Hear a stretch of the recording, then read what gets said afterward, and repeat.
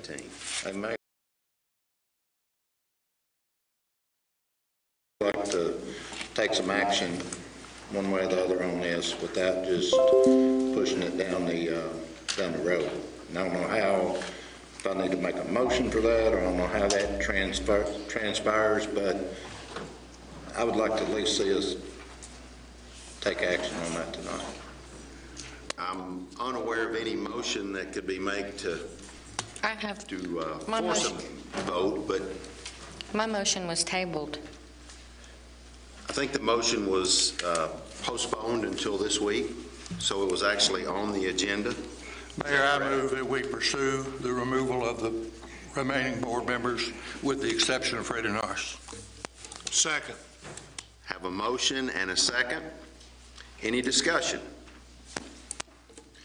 I'd like to read a couple of excerpts from Mr. Basil's letter, and I'd also like to read some excerpts from some Kentucky revised statutes, a copy of which I've given to the city attorney. I want to call your attention first to paragraph 3 in the third subset of that. It says, our agreement is that the Glasgow Electric Plant Board will continue to follow the Model Procurement Act where they are prudent. What that says to me is that they agree to follow it if they damn well please, and not otherwise.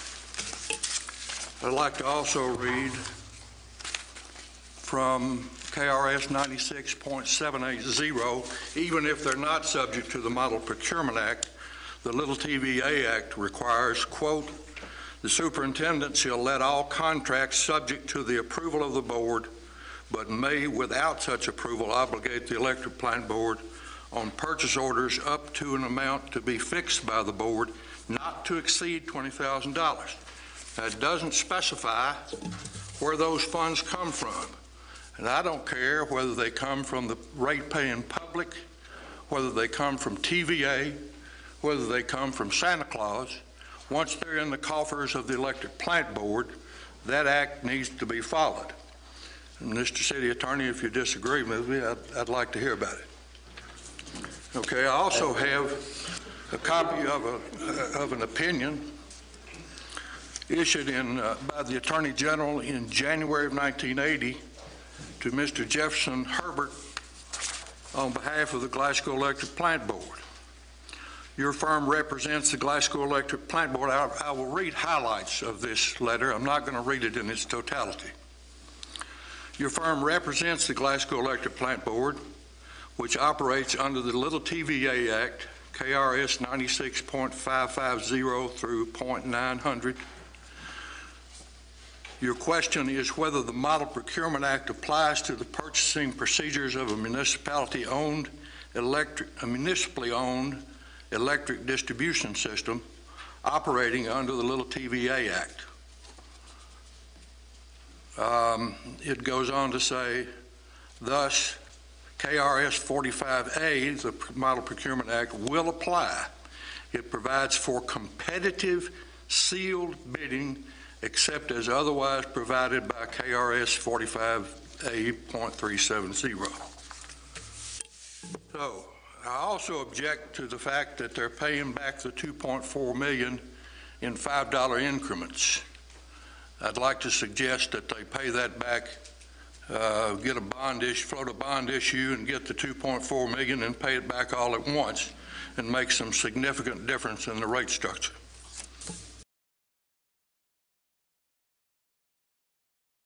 We assume that as we vote to go ahead with this hearing that we're going to spend more taxpayers' money for this hearing. Money that we are going to go ahead, even though I think we're quoting from Mr. Basil's letter. I think he said that I do not think this board of directors or any other could do any better and still meet the demands necessary for a reasonable rate structure. At this point, I'm not sure that the electric plant board could do anything to please some folks, and so this may be just the best resolution to take this to court. My biggest concern at this point is taxpayer money. We've already spent $20,000 to get this put together, and some don't like what it says because it doesn't agree with them, So we're just going to spend more money? We spent $2.4 million of ratepayer money. Okay, so we're going to spend more. Without disagreeing with you, we've not only spent $20,000, we've spent $20,000 from the electric plant board. I don't know if anybody's got the bill from TVA yet, but they didn't just come up here and all those bills will be passed through like any other business as a cost of doing business. So if anybody thinks we're just spending $20,000, then they probably need to wake up, because we're probably getting close to $100,000 we spent to go through this. Now, Jake, I don't know about the $5 payback, but I think it's $175,000 a year. Now, maybe that is at a $5 per unit. I don't know how many units we have, but I think the number is $175,000 they're paying back annually. And I can check that number, but I'm pretty sure that that's right. So what you're saying is because of the little TVA Act, your interpretation would be the reason you would vote to remove the board. I disagree with most aspects in this letter, but those are two highlights. Okay. Do you disagree about the statement that Chastity just read about Mr. Basil, who we hired, saying that that board or any other board probably couldn't do any better? Do you agree with that statement or not agree? Mr. Basil is one of my closest friends. It's very difficult for me to disagree with him, but disagree I must. Okay. I just want to know where you were. And at the end of the day of this, my greatest fear is that I think all 12 of us began this journey with wanting to help people. Whether we agreed with the board removal or not, I will never deny those people who are suffering. And I feel like within the last 6 months, there has been some progress made. The 2 different rate structures, now with the advisory group, and the suggestion of Mr. Basil of lowering the customer rate. I feel like, what else do we want from these people besides blood? Because that seems to be the direction we're going. And I don't know what happens when the board's gone, because we can't seem to appoint someone to fill their place. If we can agree on someone like Ms. McLean, I'm not sure how we're going to fill that spot, because we're 9 months in, it's still vacant.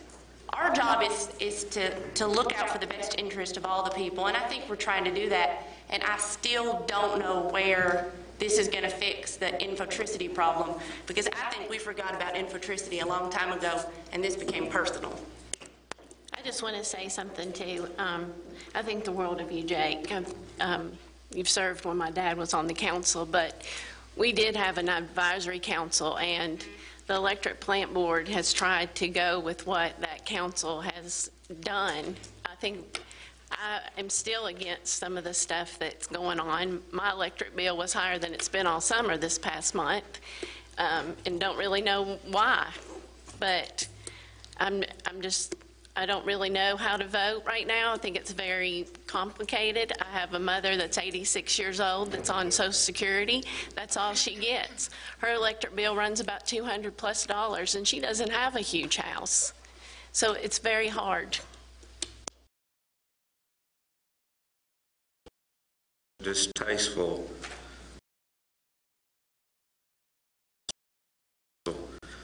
They're good people and a few stinkers on each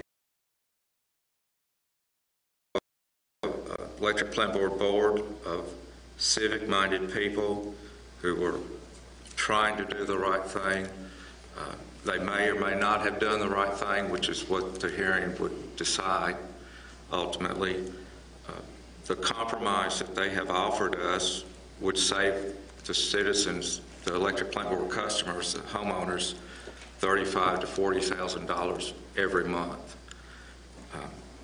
Knowing that in January there's another board member's term that expires, and so at that time there would be 3 new members and 2 old members, which you'd have a new majority if all 3 wanted to do something different from what had been done prior by the other 2.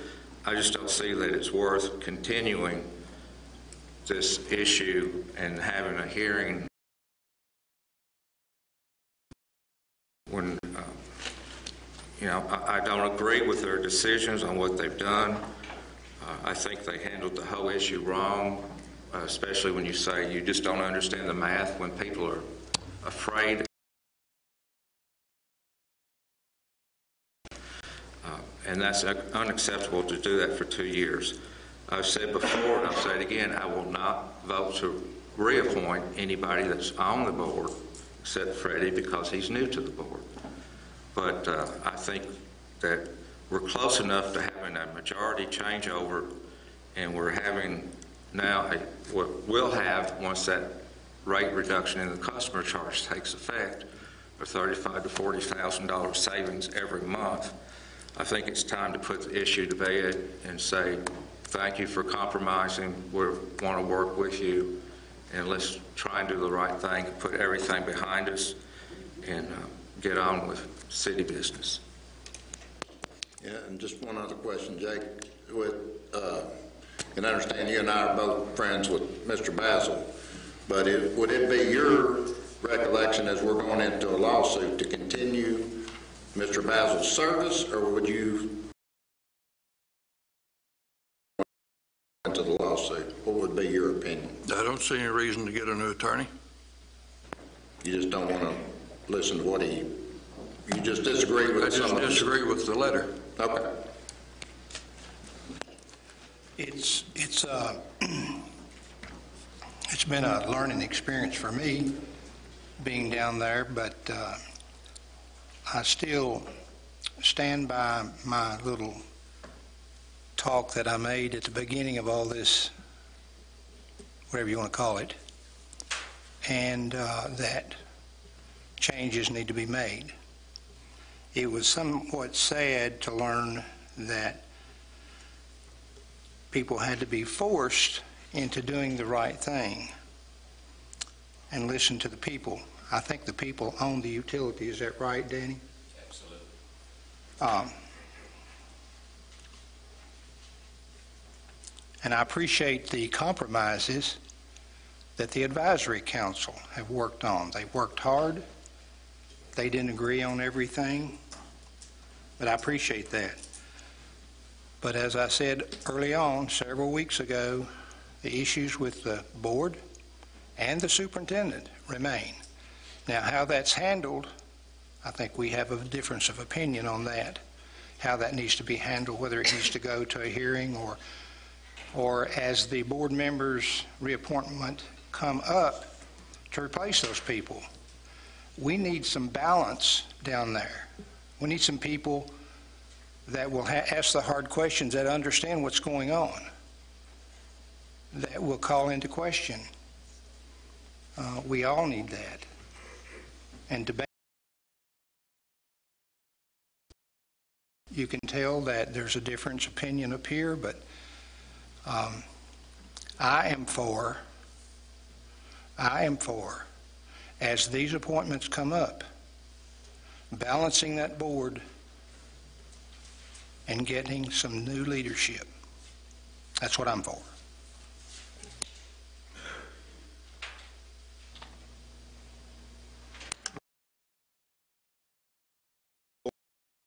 To proceed with the hearing to remove the EPB board members.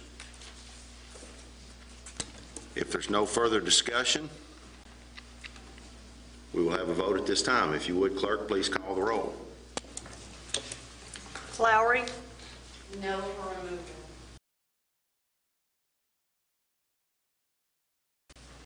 Honeycutt? No. Gross? No.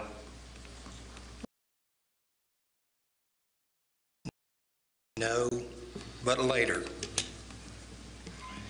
Hammer? No. Harris? No. Witcher? Yes. Dickinson? Yes. Oliver? Yes. Kirkpatrick? Yes.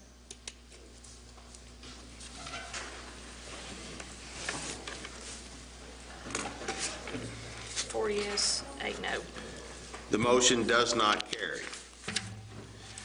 Next item on the agenda is the first reading establishing the 2017 tax rate.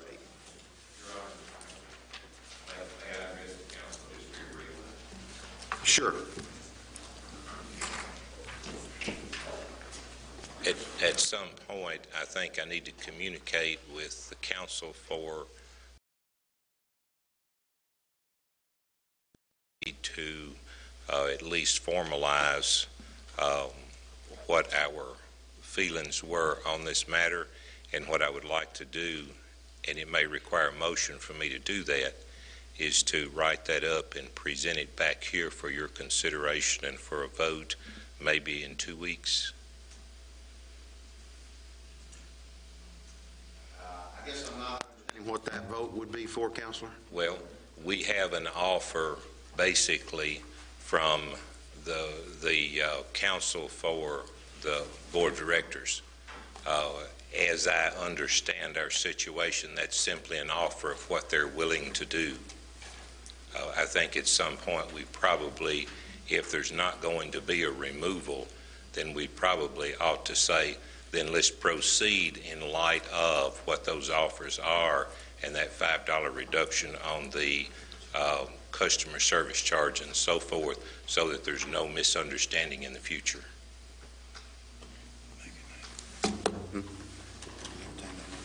Well, but we need that document to detail that. We could leave it hanging exactly like it is, but I don't know that that's in anybody's best interest to leave it hanging in that way. I'm just simply asking for guidance on what I should do next. Mayor? Yes. If I could perhaps make a motion that, considering the motion was made that we will not proceed to remove the board, that a motion be made that with regards to the letter that you presented to us on, I believe, August 22nd, that since this is now resolved based on the previous motion, that Mr. Basil's services come to an end and that we pay him for the services that he's. My sincere appreciation for everything that you've done. You've been extremely professional and thorough, and I would assume that since we voted not to remove the board, that this issue is done. Well, certainly you have the power to remove the board at such time as you ever should have a change of heart and decide the board needed to be removed. That's not a permanent decision. I guess it could go month to month if you wanted to look at it that way. But I just simply was needing some instruction on what my next step should be, and certainly this would terminate any further involvement I had in the issues here. But it might be good for both sides to at least have some formalization, and keeping in mind, even though you have the power to remove the board, you don't have the power to micromanage the board or tell them what they have to do or what they can't do. And these, in my discussions, had to do. But this, again, I think we need to acknowledge in some way the concessions, and maybe not so much as an acceptance, but we're proceeding under the assumption that these are how things will be in the future, and this is the way that we want things to go, and leave it at that. But I think we need some finalization to it, just so that everybody understands where we are. Well, I know my vote was conditioned on them upholding what was offered from them, so I think a memorandum of understanding between us and them would be a good. My letter that said agreement, I never pretended to agree to anything when we were in our meeting. I went to great pains to draft the letter other than as an agreement, and there was some language, I think, that they had supplied that had that in, and I was trying to use their words, and that's how that got in there. I never represented that I had the power to agree with them on anything, but I felt I did have the power to discuss it with them. And at this point, I think that we are willing to proceed along those lines would be the proper way to go forward. Okay, thank you, and I withdraw that. I completely understand your explanation that we want the closure and finality on this. I'm I move Yep. that we ask you to draft a memorandum of understanding, so. All right, I have a motion and a second for Mr. Basil to draft a resolution or a memorandum of understanding for this group to evaluate at our next Hey, gathering. Mayor, I would have it jointly written between, so both sides know what the expectations are, and that as of whatever today is, September 11th, whatever the date is, that we have agreed, the Electric Plant Board has, and we have agreed at that point. As you said, anybody can vote anything, but at least that puts a line in the sand. But I think you're dead on with what you're doing. I will coordinate that with Mr. Cole and with Mr. Herbert and have copies of it after they have had their coordination on it back to you by Friday before the next council meeting. Have a motion and a second. Any more discussion?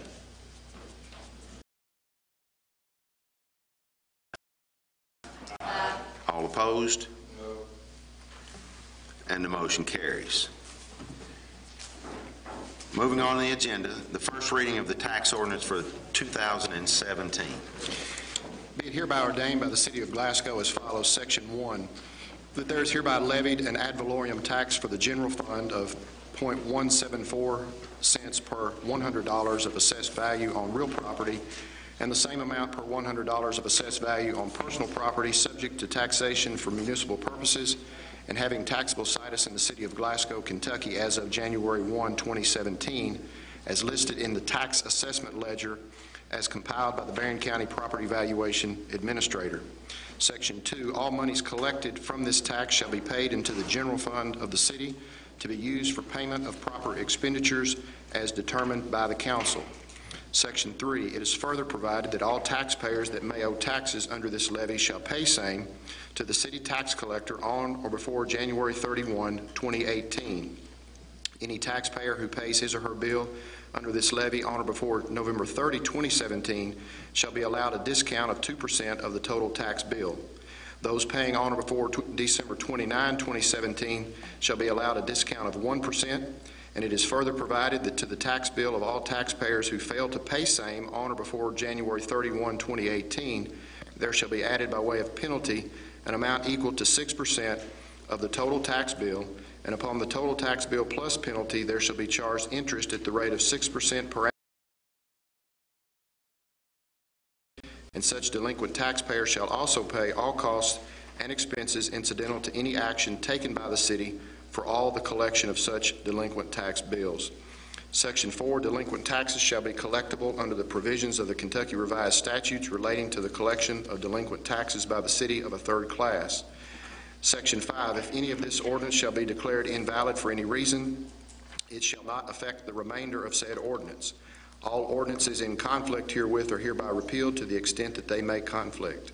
Section 6, this ordinance shall be in full force from and after its proper passage and publication as required by law.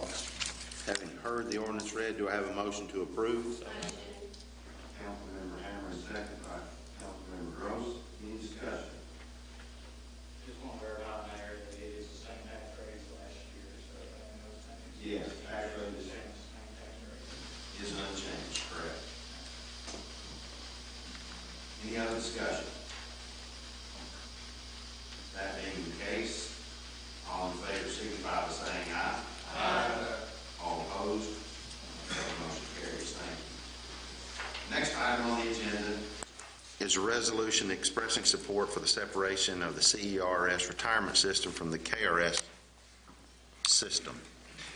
That whereas the City of Glasgow has employees invested in the County Employees Retirement System, and whereas the County Employment Retirement System is currently funded at 62%, a higher funded ratio than it was prior to the passage of Senate Bill 2. Whereas the Kentucky Employees Retirement System is the worst funded system in the U.S.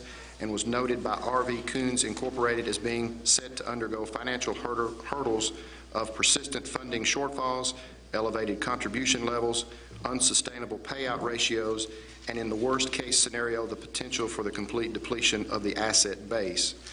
Whereas total assets of the County Employees Retirement System are about $12 billion, 73% of the total Kentucky Retirement System's assets. Whereas administrative costs for the Kentucky Retirement Systems have increased 245% since the year 2000. 3% of those costs. Whereas the separation of the county employees retirement system would result in the creation of a new 9-member board whose sole responsibility would be the management of the county. Member of the Kentucky Retirement System's Board of Trustees has only 6 seats for county employees retirement system representatives, and the Kentucky Retirement System's Board of Trustees Investment Committee.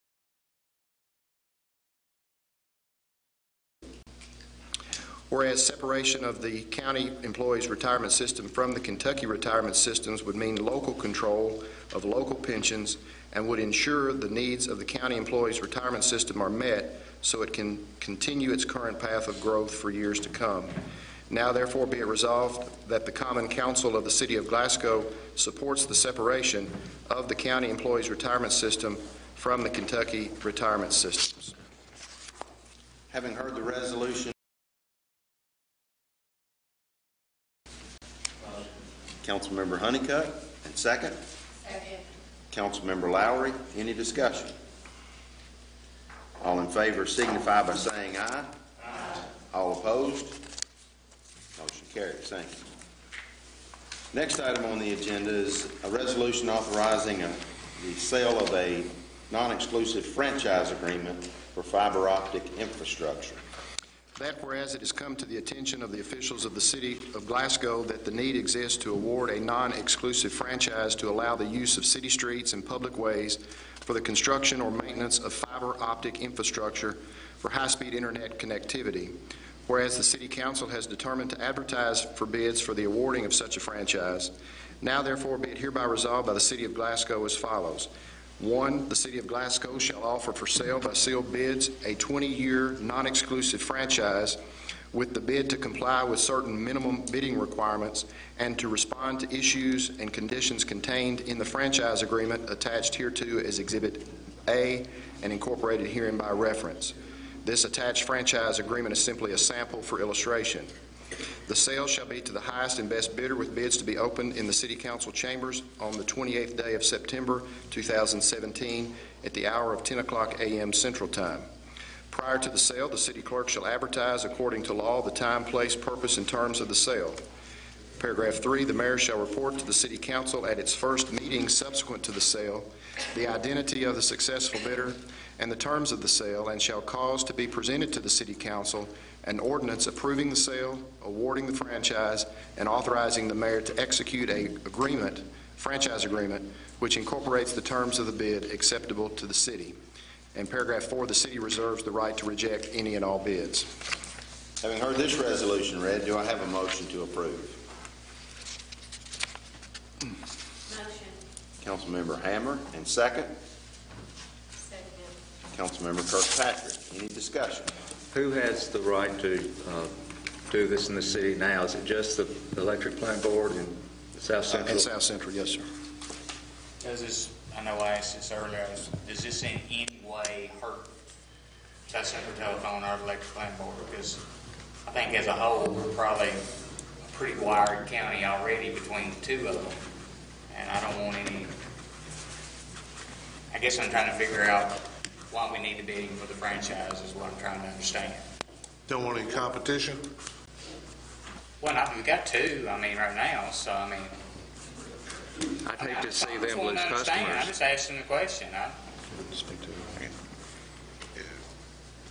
Brad, I can't speak to all of the ins and outs of the competition that this would bring about. In speaking with Electric Plant Board personnel, that was not a concern that I heard. I have not spoken with South Central on this issue. How did this come up? This is the first I've heard of it. It was Friday. This is from the initiative that was started by Governor Beshear, however long ago that's been, 2 or 3 years ago, to bring high-speed fiber optic internet service throughout the state. He and Hal Rogers started that. They began over in the eastern part of the state, installing that fiber optic network. It's made its partial loop around to now our community. And it's called Kentucky Wired is the initiative. And they came looking for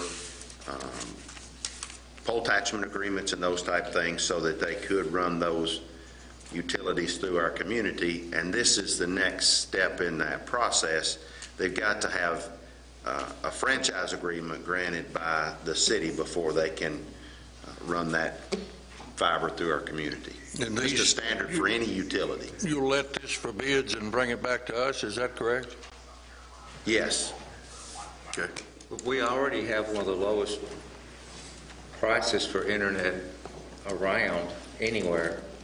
I would hate to do something that would make a single person at South Central or the Electric Plant Board lose their job because they lost customers to someone else. I think we need to be very cautious in what we do here.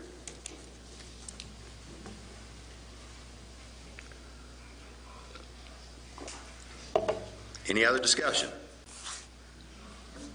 Why specifically 20 years? The Councilman Dickinson, it's actually a constitutional provision. It could be less than 20, but the Constitution says that if any city or county wants to grant a privilege to use public ways for utilities, you have to have a franchise agreement. It cannot exceed 20 years. So it could be less than 20. People or cities and counties usually use the 20-year period, but you see 15 sometimes, but 20 was just what was typically used. And Rich, part of Could be 10, yeah, could be 10, just can't exceed 20. Yeah. and part of it, if I understand from Governor Beshear, this is probably not for cities like ours that have two competing. It's probably for cities that don't have fiber optic. I have no problem with them bidding, but I think the prudence goes in to make sure who we award the bid to. Lowest cost is not always best cost.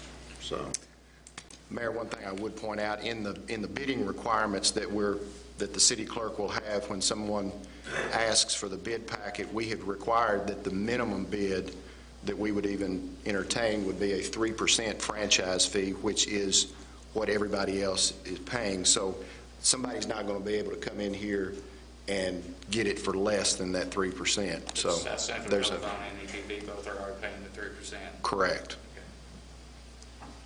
and the 20 years would probably be, Jake, my experience has been that they got to have that much time to pay back their initial, if it's somebody besides those two. Other discussion? Any results from other areas on the bidding? You know anything about that? Franchise about there. It means that if they have the right to use our public ways, then other utilities can use it as well. You're else out, right? Other discussion? Turn around and pass the franchise fee back to the customer, right? Yes, sir. Yes, sir. Other questions? Have a motion and a second. All in favor signify by saying aye. All opposed? If you would, please, clerk, call the roll. Kirkpatrick, Yes. Gross, Neal, Norris, Yes. Lowry, Oliver, Yes. Harris, Dickinson, Witcher, Gauntz, Hammer, Yes. Honeycutt. 10 yes, 2 no. The motion carries. Thank you. That's all the action items that we have on our agenda. I have a few announcements tonight. The Chamber of Commerce Quarterly Breakfast, in which we will name the Industry of the Year, will be held at the Barren River State Park Lodge September the 15th. That's this Friday. Council members that wish to attend can pick up your tickets at the Chamber office. A comedic reading, A Man and His Prostate, will be at the Plaza Theater on Friday, September 15th at 7:30 p.m. This stars Ed Asner. Tickets are $28 and are available at the Plaza Theater.